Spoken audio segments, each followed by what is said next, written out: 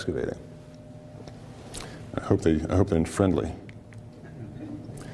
Kurzweil and Brooks were optimistic about the time coming up in our history when we'll share the planet with machines smarter than we are. Kurzweil in his nonfiction books about the singularity, and that's really, he's kind of created a brand out of the term singularity. He's very optimistic about that time. He predicts AI will help us solve every medical problem, including mortality. So he's on the opposite side of the spectrum. He believes there's an irreducible promise and peril to AI, but he's firmly on the promise side.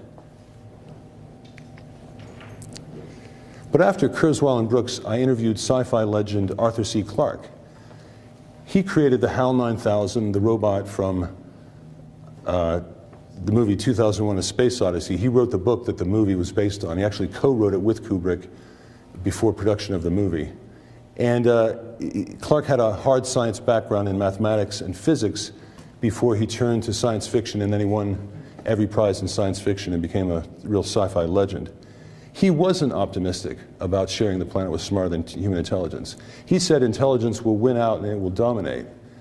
And he said some version of this: we humans steer the future not because we're the fastest creature or the strongest creature, but because we're the smartest, the most intelligent. When we share the planet with creatures smarter than we are, they'll steer the future.